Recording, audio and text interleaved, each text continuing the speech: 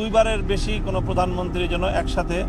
পরবর্তীতে যেন তিনি দায়িত্ব পালন করতে না পারেন সেই প্রস্তাবনা আমাদের পক্ষ থেকে ছিল।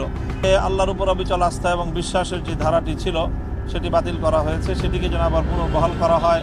আবার যেন সাংবিধানিক সেই কিছুটা সংশোধনী এনে পুনর্বহাল করার আমরা দাবি জানিয়েছি। সেই ক্ষেত্রে দুইবারের বেশি কোনো প্রধানমন্ত্রী যেন একসাথে পরবর্তীতে যেন তিনি দায়িত্ব পালন করতে না পারেন সেই প্রস্তাবনা আমাদের পক্ষ থেকে ছিল।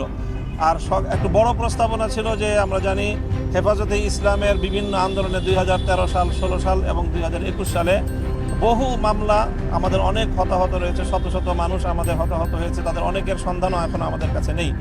আমরা সেই ব্যাপারে সহযোগিতা চেয়েছি যেন আমাদের সকল শহীদদের এবং নিখোঁজ মানুষদের কোনো একটি নিরপেক্ষ সুন্দর একটি প্রতিবেদন যেন আমাদের সামনে আসতে পারে এবং সকল হত্যাকাণ্ডের যেন বিচারের ব্যবস্থা, বিশেষ করে ট্রাইব্যুনাল গঠন করে হলেও